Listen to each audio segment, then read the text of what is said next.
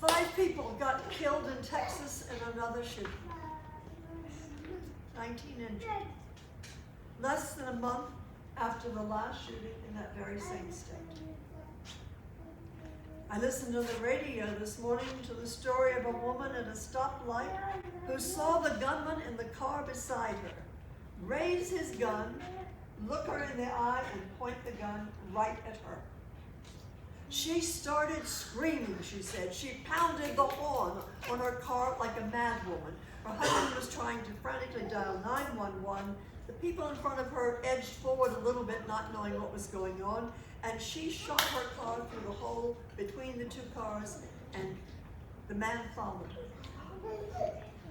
Speeding down the highway for a mile as he chased her, and she has a 17-month-old grandson in the backseat. Listening to her, I said to myself, what kind of a nation have we become? And then, interesting enough, I read an article in this morning's paper in the commentary, which normally I wouldn't have read this article because it was about Starbucks and coffee, and being in atrial fib, I don't drink caffeine.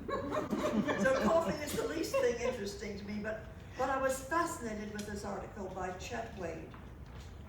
He began this by talking about coffee, and I clipped it, pieces of it. Is Starbucks ruining America?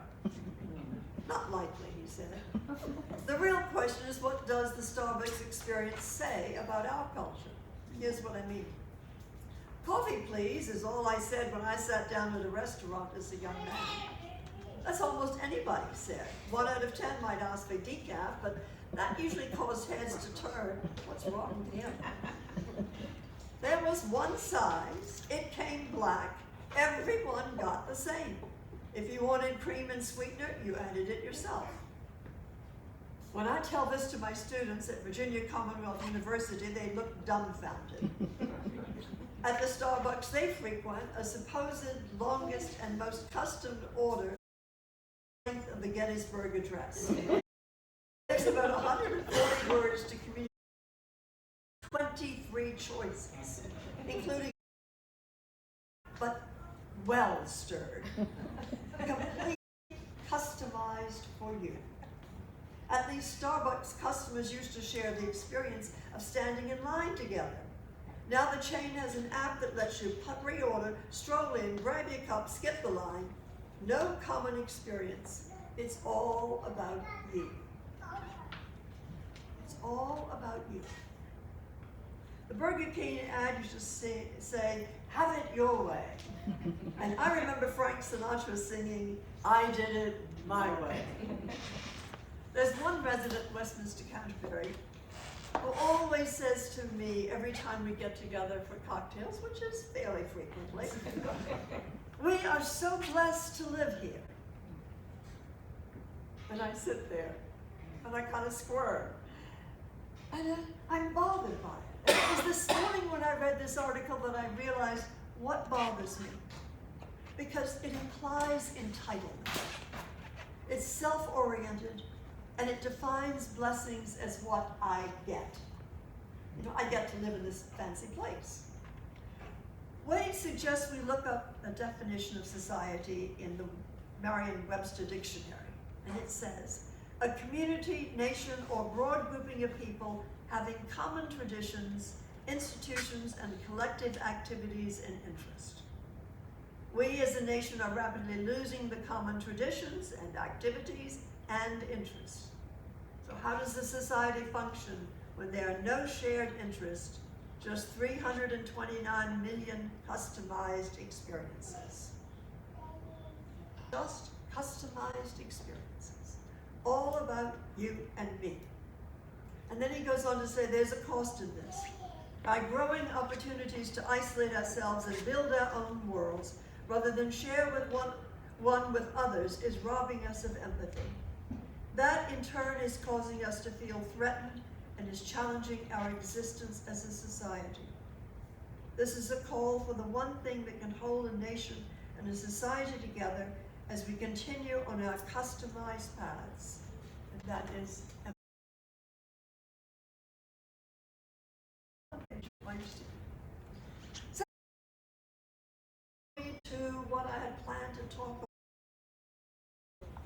Jesus presents a different perspective. When you have a party, don't just invite your friends, your family, your next door neighbors. Invite the outsiders, the misfits from the wrong side of the tracks. Do that, Jesus says, and you'll be a blessing. Not you'll get a blessing. You'll be a blessing. And there's a great difference between getting blessings and being a blessing. McLaren touches on this as he describes this. When we enter church, Christians become people who have entered a certain sedentary membership. Well, that kind of describes the Episcopal Church. We come to church and expect things to always be the same. The same ritual, done in the same way. It's been done since 1977 when the prayer book got changed. But not too different from 1929 when the prayer book got changed. From the prayer book that got changed in the 19th century, my grandfather adored. Often we come expecting things just to be the same. We expect our life to sometimes just go along in the same route, or rut, we might say. But doesn't inviting outsiders shake things up? It makes waves. Outsiders do things differently. They don't know the same old ways. As the McLaren puts it, the gospel message is an ongoing advent, a constant beginning, a beckoning, a summons, associated words like leave, come, go, follow, and feast, which we're going to do tonight. Those are words of involving right here, right now, action words, words of movement, indicating that something is going to be different. And if we are to be a blessing, we need a new way of thinking, of being, of caring. We need to become a community not set in our ways, but on a journey and a quest. And that's how I look at the Jazz Mass. We are on a journey and a quest. Things get done a little differently each time because we have different musicians. Mark gets just inspiration. Bob and Mark and I and the other clergy do things a little differently, so you really can't count on it being exactly the same every time. This is a reaching out to outsiders, to the people who never got invited. And so I hope you will do that. Reach out to those people who never get invited to come to something like this. Introduce them to a way of life that asks questions. Because I think this is the crucial question. How can all of us be that kind of person who includes the one who never gets invited to the party? How can we do that in our living and in our Jazz Mass?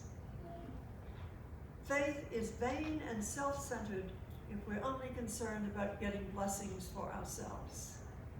That's why my friends comment about living at Westminster, aren't we so blessed? Bothers me. Because it's about getting a blessing for those of us who are inside that little box.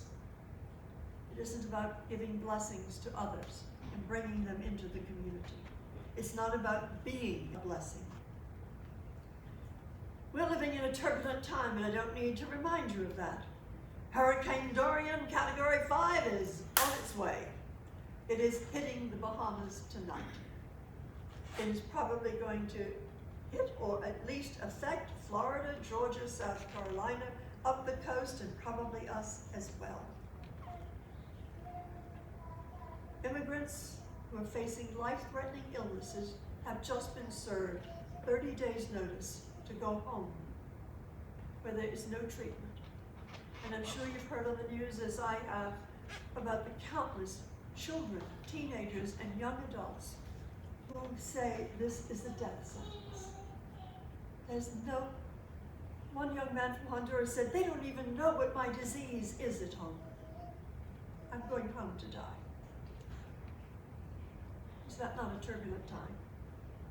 We have ever-increasing incidents of homegrown terrorism. I've gotten to the point I don't want to call it people with guns shooting.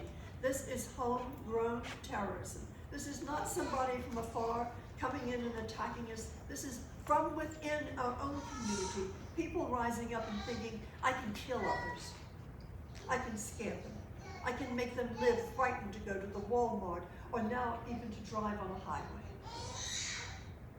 We live in a society ever more focused on getting more and more for oneself. Labor Day ads this weekend in the paper, full of stuff you can buy that we really don't need. If ever there was a time for examining the question, how to be a blessing, it is now. Each of us has been given this calling in our baptism. So how do we reach out? To misquote or to paraphrase Hamlet, to be or not to be a blessing? That is the question.